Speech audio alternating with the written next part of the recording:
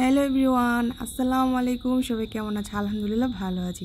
তো এই যে দেখো, আজকে বাসায় এমন একটা সেমাই বানিয়ে দিছি, মানে সন্ধেবেলা খেয়ে মানে সবাই একদম বেহুশ, বলতেছে এটা কিসের সেমাই, কী দিয়ে বানাইছো আম্মু? তো চলো তোমাদের সাথে রেসিপিটা শেয়ার করি। আর সেই জন্য লাগবে লাউ। আর এই যেখানে এখানে লাউ দেখতে পাচ্ছ, এই লাউটাকে আমি এখন ছিলে কেটে রেডি করে নেব। আর এই যে দেখো, ফাইনালি লাউগুলা ছিলে মাঝখান থেকে বোকা ফেলে এভাবে পিস পিস করে কেটে নিছি।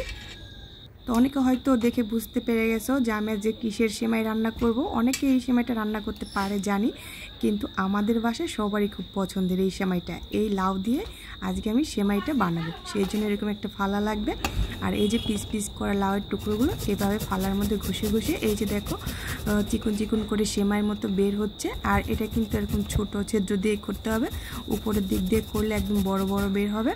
আর বড় বড় বের হলে ওটা ভালো লাগবে না। আর এই যে দেখো কি সুন্দর করে আমি ফালা দিয়ে ফেলে নিচ্ছি, আর কি সুন্দর করে ওই পাশ দিয়ে ঝিরি ঝিরি ঝিরি ঝিরি করে পড়ছে। তো এইভাবে করে আমি সবগুলা লাউ ফালা দিয়ে ফেলে নেব।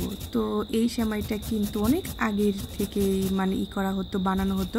বিশেষ করে আমার মায়েদের নানিদেরকে দেখতাম এরকম করে বানিয়ে দিত।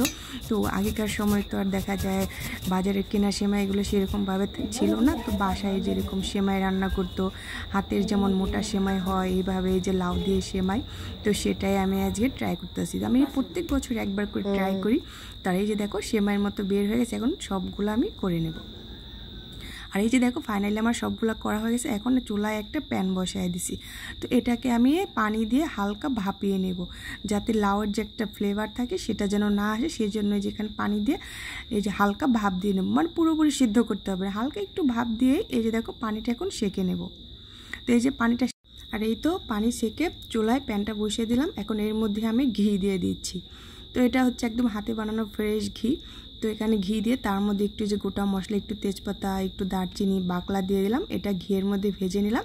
ভেজে নেওয়ার পর সেই যে ভাপিয়ে রাখা লাউয়ের যে সেটা এখন দিয়ে দিলাম। দিয়ে ঘিয়ের মধ্যে একটু ভালো করে ভেজে নেব।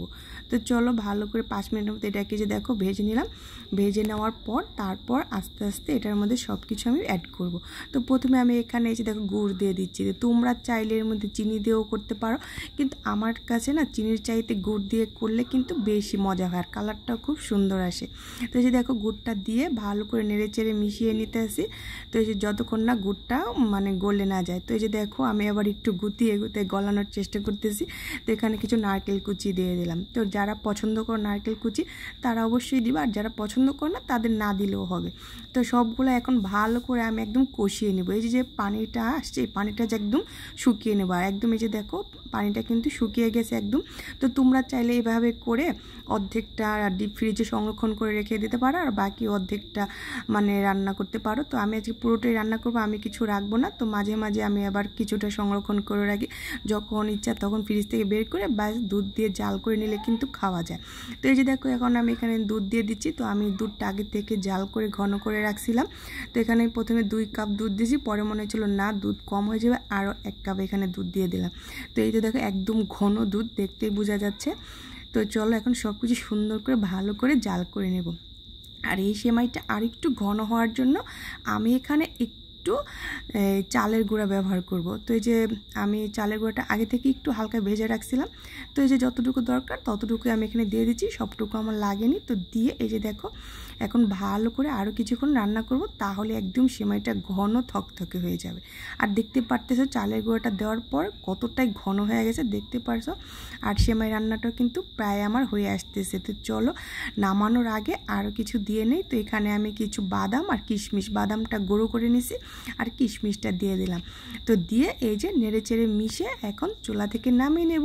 তো সন্ধেবেলা এটা দিয়ে আজকে নাস্তা হবে। এই যে দেখো গরম গরম ধোয়া ওঠানো লাউ দিয়ে সেমাই রান্না করে নিলাম। কেমন হয়েছে সবাই একটু কমেন্ট করে জানাবা। ভালো লাগলে আমার ভিডিওটি অবশ্যই শেয়ার করে দিবা তোমাদের কাছের যে কোনো গ্রুপে, বন্ধুবান্ধবের কাছে। তো সবাই ভালো থেকো, সুস্থ থেকো। নেক্সট দিন কোনো একটা রেসিপি বা কোনো একটা খাবার নিয়ে আবার তোমাদের মাঝে চলে আসবো। ততক্ষণ পর্যন্ত সবার জন্য দোয়া করি, আল্লাহ তাআলা যেন সবাইকে ভালো রাখে, সুস্থতা দান করে এবং সুস্থ রাখে। তো সবাই সবার জন্য দোয়া করো। আল্লাহ হাফেজ।